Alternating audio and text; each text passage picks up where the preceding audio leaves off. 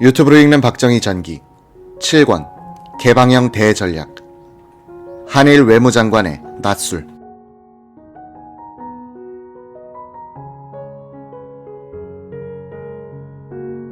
삼성물산의 이병철 사장은 이 무렵 울산에 지을 한국 비료 공장에 대한 차관 교섭을 위해 일본에 와 있었다. 김동조 대사가 어느 날 이 사장을 찾아와서 물었다. 지금 대일 청구권은 무상 3억 달러, 유상 2억 달러, 상업 차관 1억 달러로 이야기가 됐는데 이 중 무상 3억을 6억으로 늘리면 어떨까요? 무상을 늘리는 것은 일본의 외환 사정을 감안하면 어려울 겁니다. 상업 차관은 일본이 상품을 팔고 이자까지 받는 것이므로 교섭하기에 따라서는 증액이 가능할 겁니다. 김 대사는 나는 우시바 씨에게 부탁을 너무 많이 했으므로 이 사장께서 교섭을 좀 해주십시오 라고 했다.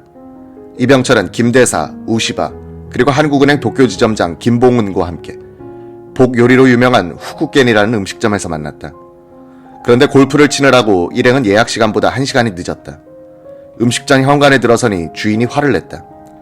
복 요리는 시간이 맞아야 한다면서 예약 시간에 맞춰 요리를 해놓았는데 1시간이나 늦었으니 제맛이 나지 않게 되었다고 주인은 안타까워했다. 일본 제1의 복 요리사한테서 야단을 맞은 네 사람은 멋쩍은 표정이 되어 방으로 들어갔다.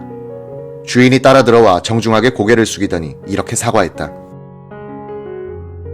제가 복 요리를 하는 것은 돈을 벌자는 목적 이외에 최고의 맛을 손님들에게 서비스하자는 데 있습니다.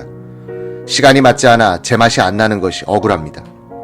네 분이 보통 손님이 아니라는 것을 잘 알고 있습니다. 무례를 용서해 주십시오. 이 자리에서 우시바는 이병철 사장의 제안을 듣고 난색을 보였다. 이 사장은 일본으로서는 한국, 인도, 파키스탄 가운데 어느 쪽이 소중하냐고 물었다. 우시바가 그야 물론 한국이죠 라고 하자 이 사장은 인도와 파키스탄에 대한 상업 차관, 공여액이 얼마인지 아느냐고 물었다. 우시바는 조사해보고 내일 알려주겠다고 했다. 다음날 우시바로부터 이병철에게 연락이 왔다. 인도에 대한 차관 공여액은 5억 5천만 달러라는 것과 대한 상업 차관 증액 문제는 잘 되는 방향으로 추진하겠다고 했다. 이병철은 돌아오는 대로 박 대통령, 정일관 총리, 장기영 부총리를 만나 그 전말을 알리고 꼭 실현시켜달라고 부탁했다. 그러나 정부는 상업 차관의 증액보다는 유상자금 2억 달러에 대한 이자를 낮춰달라는 교섭을 하게 됐다. 이병철은 이것이 소탐대실이었다고 회고록에서 개탄했다. 우시바도 이병철에게 일본 같으면 경제인의 말에 귀를 기울이지만 한국에서는 매사를 관리들이 결정한다고 비판하더란 것이다. 한일 양국이 회담의 타결을 향한 돌파구로 생각한 것은 1965년 2월 17일로 예정된 신하 외상의 방안이었다.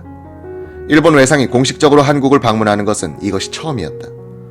양국은 또 서울에서 있을 양국 외무장관 회담에서 기본 조약 부문의 합의, 가서명함으로써 국교 정상화의 조기 타결을 기정사실로 만드는 극적인 연출을 준비하고 있었다. 국무회의에서는 김포공항에 일본 국기를 개양하고 국가를 연주해야 하는 문제에 대해서 갑론을박이 있었다. 국무회의 전에 정일관 총리와 김영욱 정보부장이 장관들을 상대로 설득을 했음에도 다수가 반대했다. 장기영 부총리, 양찬우 내무, 김성은 국방정도가 찬성했다.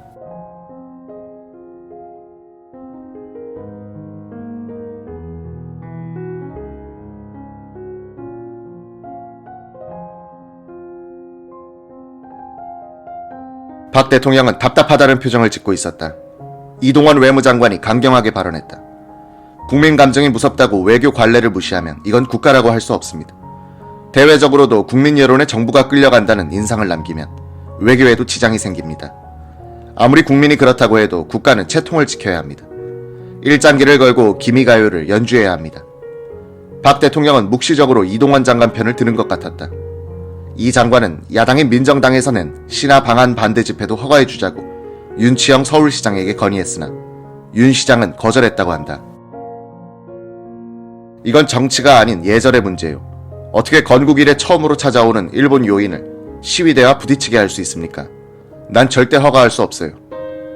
2월 17일 오전 일본 항공기 편으로 김포공항에 내린 67세의 신하 외상은 도착 성명 문안을 잃어버려 호주머니를 뒤지느라고 기내에서 3분을 지체했다. 계단을 내려올 때는 구두끈도 매지 않은 상태였다. 그가 읽은 도착 성명의 핵심은 다음 대목이었다. 일한 양국은 예로부터 일이 대수의 인국으로 사람의 교류는 물론 문화적이나 경제적으로도 깊은 관련이 있었으나 양국 간 오랜 역사 중에 불행한 시간이 있었음은 참으로 유감스러운 일로 깊이 반성하는 바입니다. 일본 정부가 공식적으로 일제 식민 통치에 대해서 사과하는 역사적 순간이었다. 신하회상의 방한 전날 우시로쿠 아주 국장은 외무성 출입 기자들에게 도착 성명문을 돌린 다음 의견을 들어보았다. 기자들의 반응은 사과를 하려면 좀 더 확실히 하고 하지 않으려면 한마디도 하지 마라. 이렇게 어중간해선 오히려 역효과가 나겠다라는 것이었다. 선발대로 먼저 서울에 가 있던 외무성의 마에다 조사관도 문안을 읽어보고는 사과의 뜻을 더 확실히 하는 것이 좋겠다고 건의해왔다.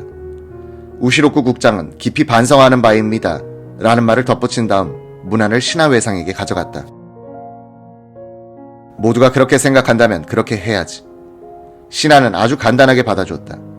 이동원, 김동조도 마쿠에서 강력한 사과 문구를 포함시키도록 일본 측을 설득하느라고 무진 애를 썼었다.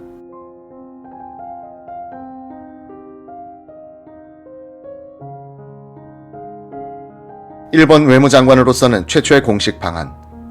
신하회상을 맞은 1965년 2월 17일의 김포공항에선 이변이 하나 있었다. 67세의 신하가 30살가량 아래인 이동원 외무장관의 안내를 받으면서 의장대를 사열하는데 기미가요가 나와야 할 대목에서 아리랑이 흘러나오는 게 아닌가.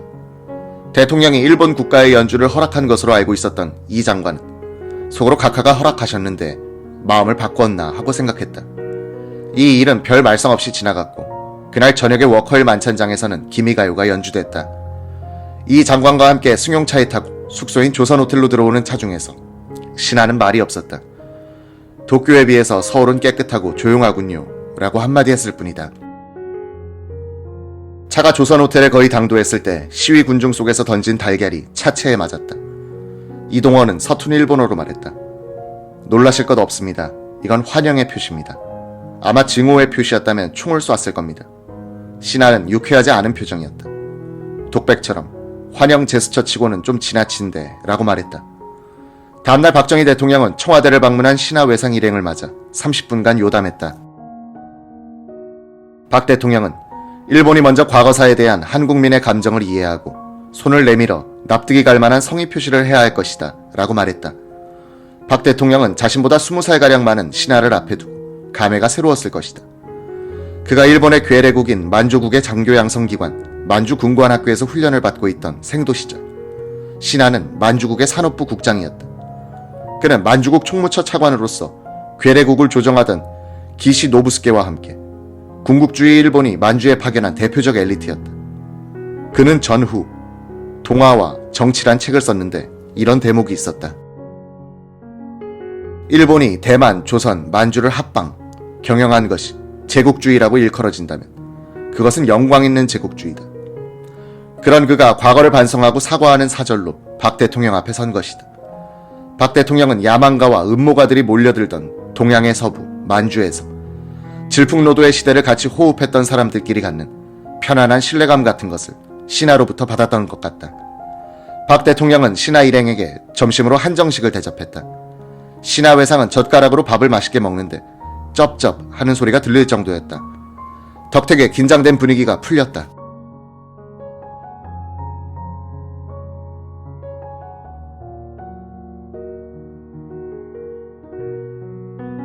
신하가 도중에 정색을 하고 말했다. 각하, 부탁이 하나 있습니다. 예, 말씀해 보시죠. 저 밥이 참 맛있습니다. 한 그릇 더 먹을 수 있겠습니까? 거물 정치인 신하의 소탈한 언동을 계기로 한일 양측 인사들은 속을 털어놓기 시작했다. 각하, 한일 간 음식 풍속엔 닮은 점이 많은 것 같습니다.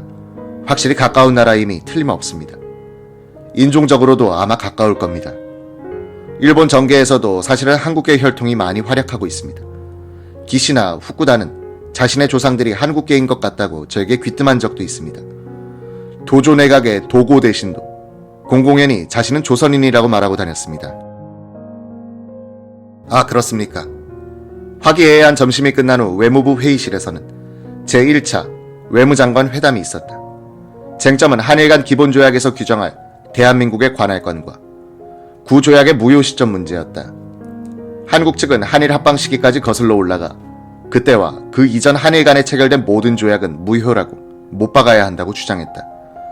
한일 합병 자체가 불법이므로 그에 따른 일제의 한국 통치도 불법이란 의미를 내포한 문구였다. 이에 대해 일본 측은 일본과 한국 사이에 체결된 조약의 무효는 일본의 패망을 명문화한 샌프란시스코 강화 조약을 기점으로 해야 한다 라고 주장했다. 일제의 식민 통치를 사실 그대로 놓아두겠다는 속셈이었다. 이는 일제 통치에 대한 일종의 역사관 논쟁이므로 좀처럼 결론이 나지 않았다. 일본 측은 또 대한민국의 관할권 범위를 휴전선 이남 지역으로 본다는 의미의 문구를 명기할 것을 주장하였으나 우리는 이를 받아들일 수 없었다. 일본 측은 또 대한민국은 한반도의 유일 합법 정부라는 대목 앞에 1948년 12월 18일 유엔의 한국관계 결의에 따라서 라는 수식어를 넣자고 했다. 일본은 빠지고 유엔의 판단을 소개하는 식의 문구였다. 북한 당국을 반국가단체 또는 괴뢰로 보는 우리와 그렇게만 볼 수 없는 일본의 입장 차이가 있었다. 한국의 역사적, 국가적 정체성에 대한 이견이므로 쉽게 좁혀질 수 없었다. 이동환 장관은 실무자들에게 회담을 맡기고는 신하 장관을 데리고 장관실로 돌아왔다. 두 사람은 잡담을 하면서 분위기를 부드럽게 만들어갔다. 신하가 엉뚱한 제안을 했다. 저 부탁이 있는데 우리 술 한잔 합시다. 예?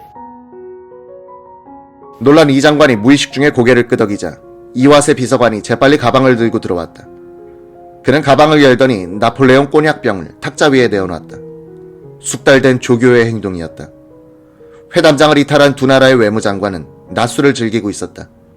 직업 외교관이 아니란 공통점이 있는 두 사람의 이런 파격성은 한일 국교 정상화 같은 난관을 돌파하는 데는 모범생들의 상식적인 행동보다 더 효과가 있었다.